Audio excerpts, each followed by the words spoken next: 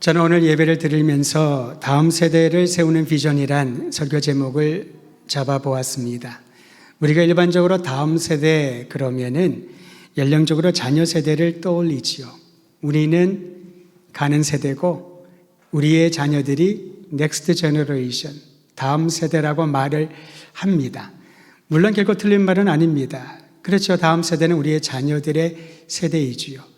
하지만 성경을 읽다 보면 여러분, 다음 세대를 조금 더 폭넓은 의미에서 우리가 이해하고 신앙생활을 해야 된다는 것을 배우게 됩니다. 다음 세대는 새로운 세대를 뜻하기도 합니다. 다음 세대, 우리의 자녀 세대뿐만 아니라 새로운 세대라는 의미가 더 깊고 넓지 않을까 싶습니다.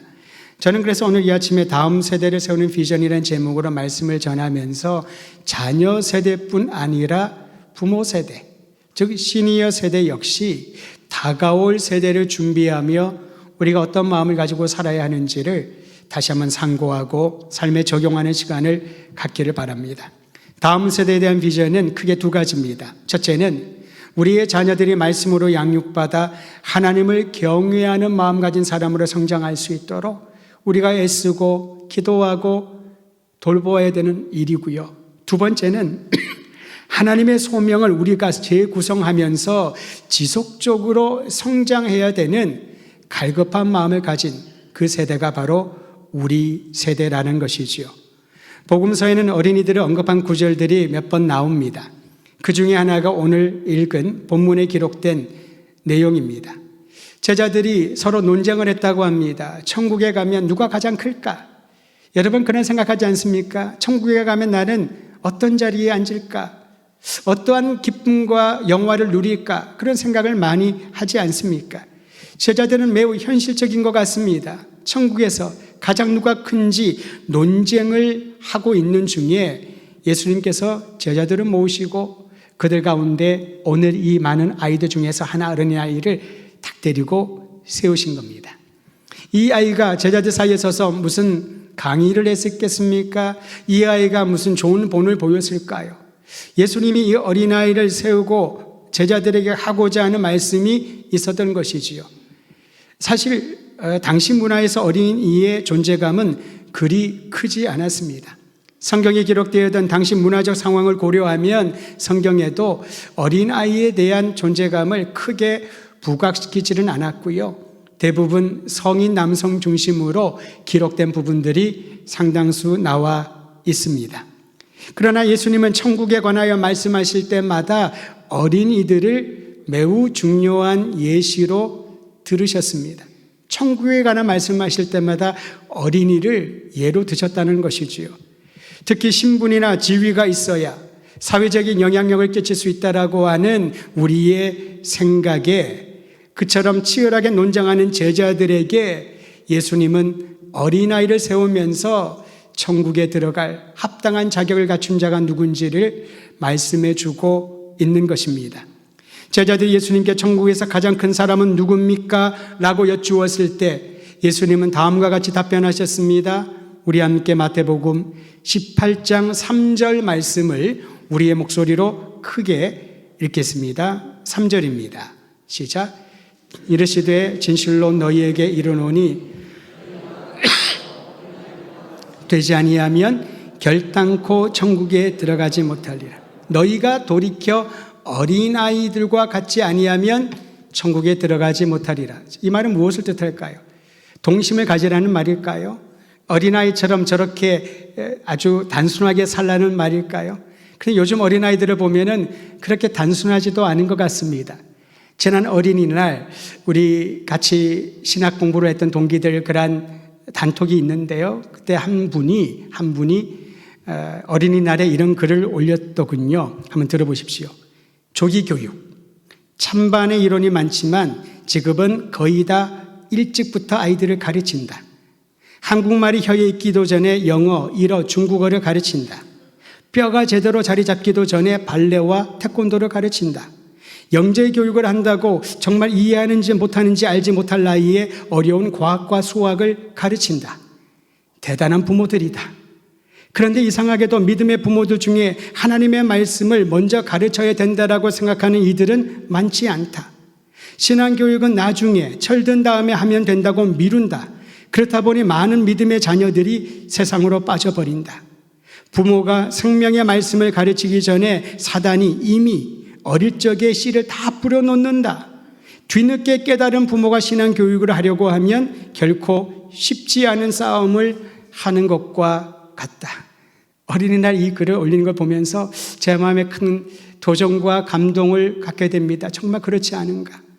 우리가 아이들을 신앙교육 시킨다고 하면서 하나님의 사람으로 성장하기를 원한다고 하면서 우리가 아이들에게 제공하고 아이들에게 주는 모든 시간과 교육과 투자의 내용들은 하나님의 말씀보다도 오히려 다른 것에 쏠리고 있지 않은가.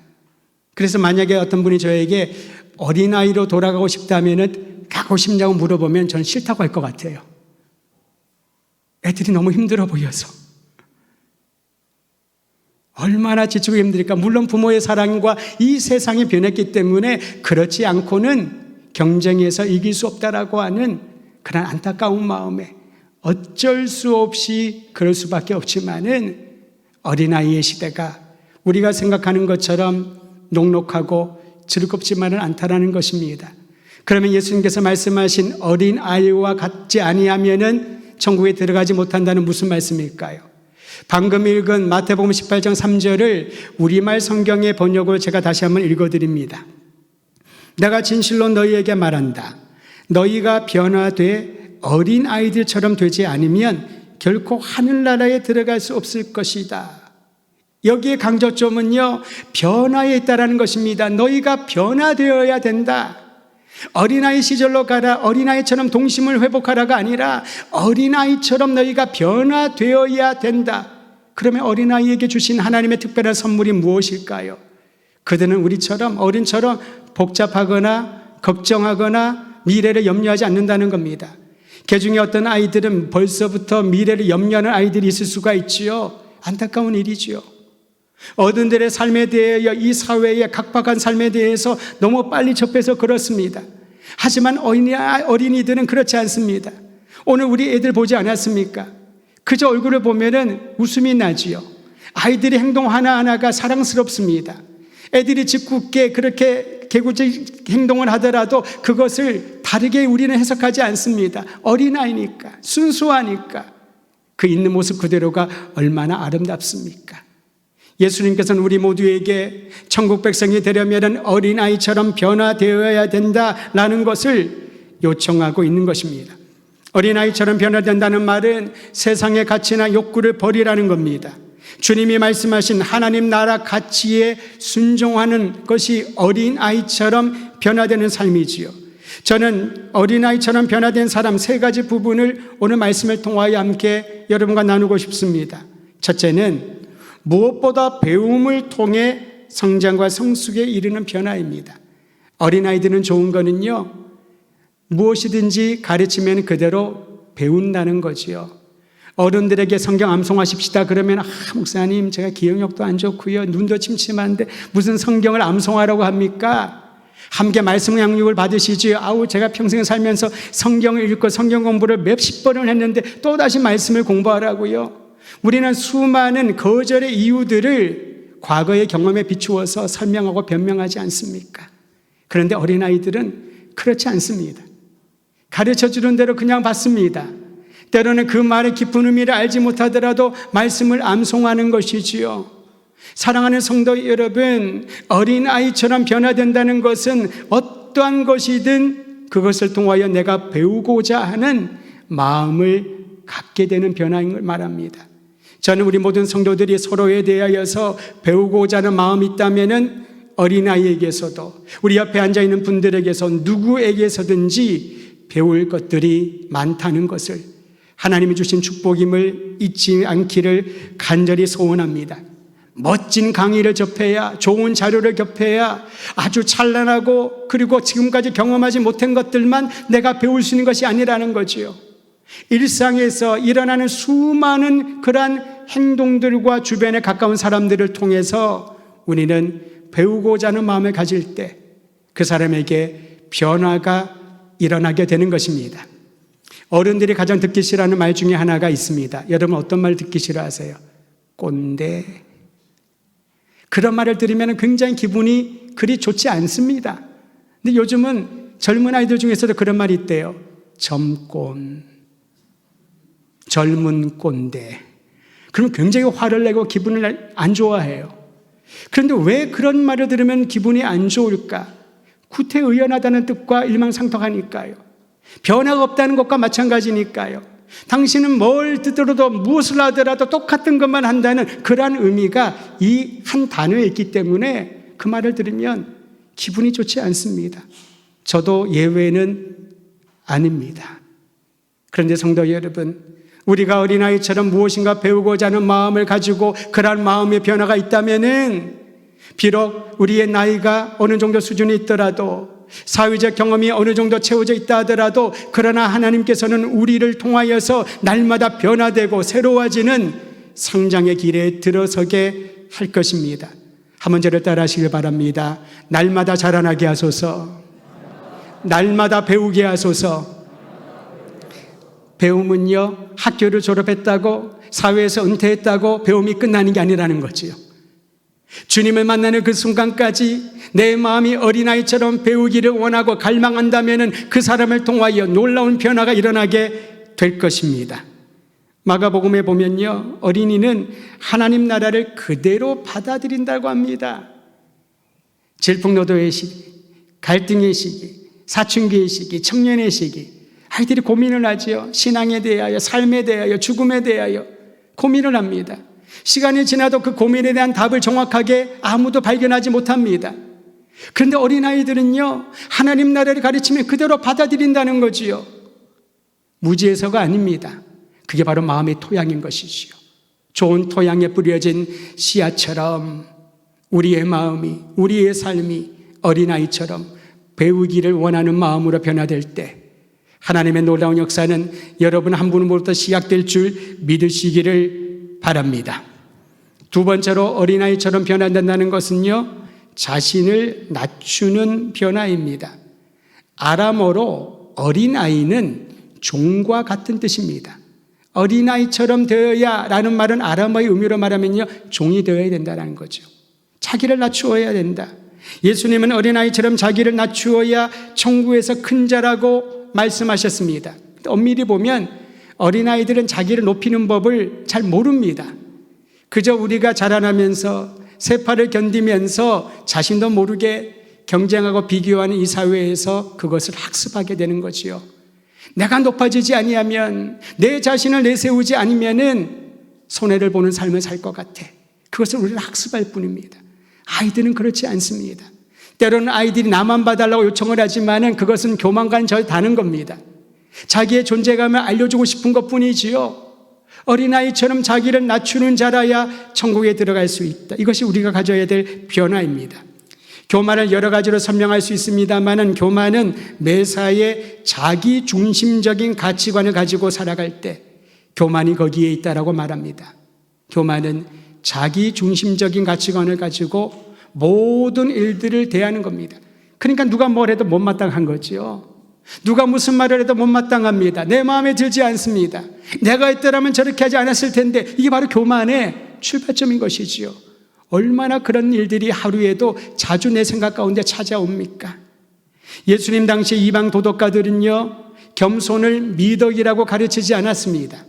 오히려 겸손을 강조하는 이들은 자기가 무력해서, 자기가 아무것도 가지지 못해서 자신을 낮추고 겸손을 강조한다라고 말합니다. 오히려 악덕이라고 비판을 했던 것이지요. 반면에 예수님은 겸손의 품격을 가진 자만이 천국 백성이 될 수 있다라고 말씀하십니다. 겸손은 무엇을 뜻할까요? 아무리 우리가 보기에 보잘것없어도, 연약해 보여도 그를 쉽게 여기거나 업신여기지 않는 것입니다. 함부로 대하지 않는 것이지요. 어린아이들을 함부로 대하지 않는 사회가 되어질 때 그 사회는 미래가 보이는 것입니다. 내 옆에 함께 생활하는 이웃들을, 우리의 성도들을 함부로 쉽게 대하지 않을 때에 그 공동체는 미래를 볼 수 있게 되는 것입니다.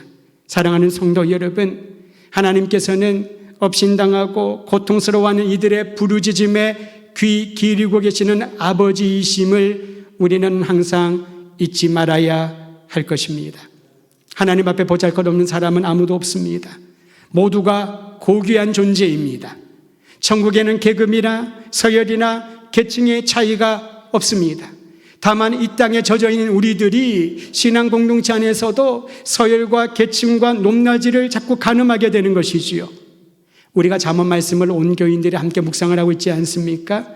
잠언 말씀에 보면 특히 이 겸손에 대해서 강조하고 반복하고 있는데 잠언 22장 4절은 이렇게 말합니다. 겸손한 자에게 하나님께서 재물과 영광과 생명으로 보장하신다고. 할렐루야. 재물과 영광과 생명으로 하나님께서는 보응해 주신답니다. 겸손한 자들에게. 그러기에 바울은 빌립보 성도들에게 보낸 서신에서 무슨 일을 하든지 경쟁이나 허용으로 하지 말고 자기보다 다른 사람을 낮게 여기라. 이게 신앙의 훈련입니다. 비록 내가 보기에는 내 기준에 안 채워질 수도 있습니다. 하고 싶은 말이 많을 수도 있겠지요.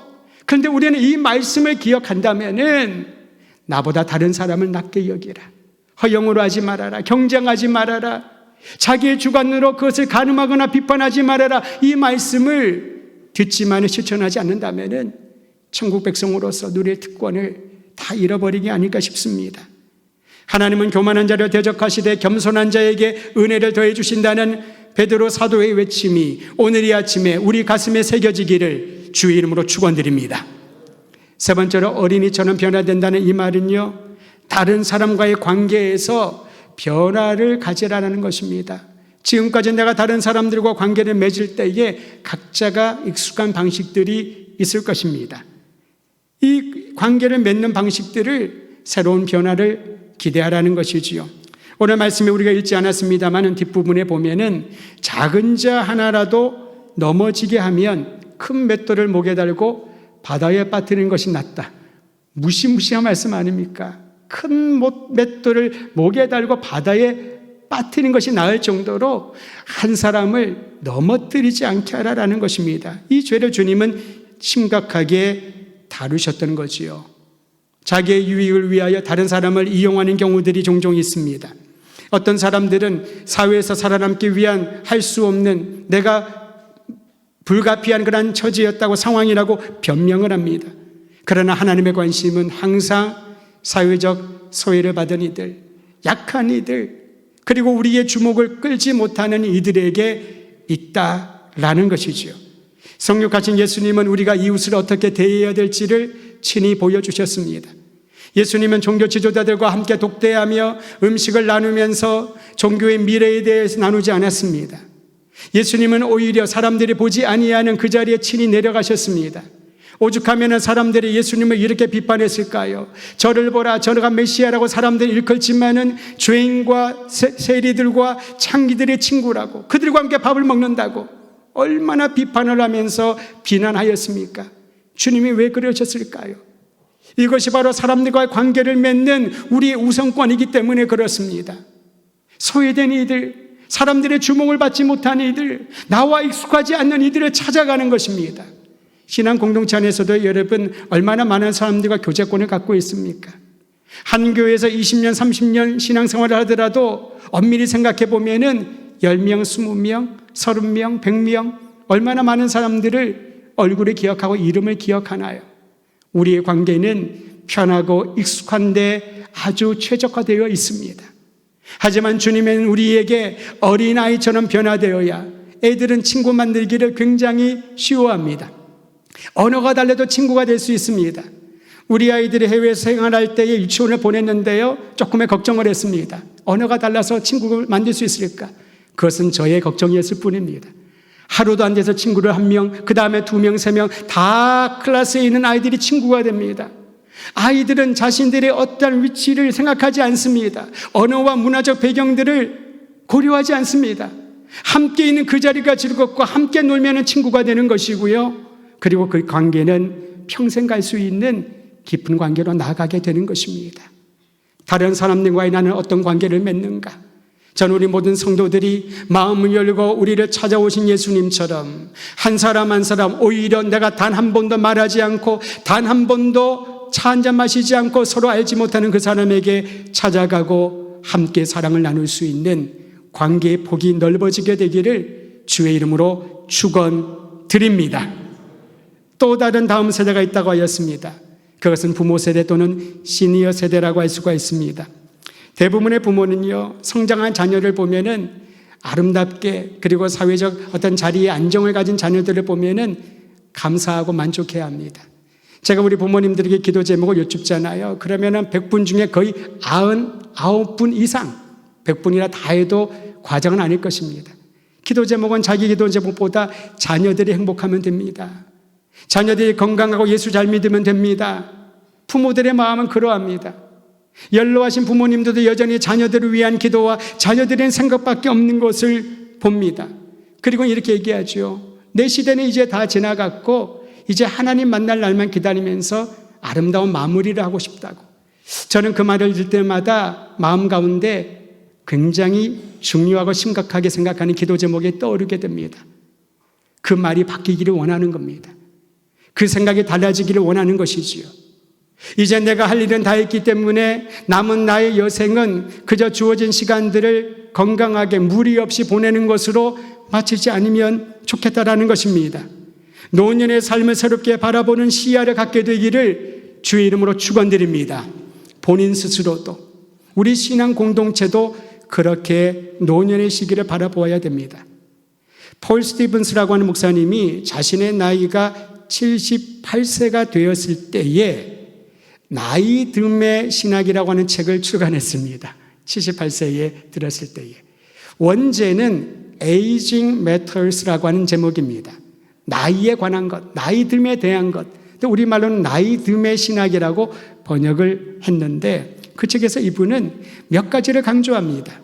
노년의 시기야말로 자신에게 주신 하나님의 소명을 다시 한번 재구성하는 시기라고 그는 강조를 합니다.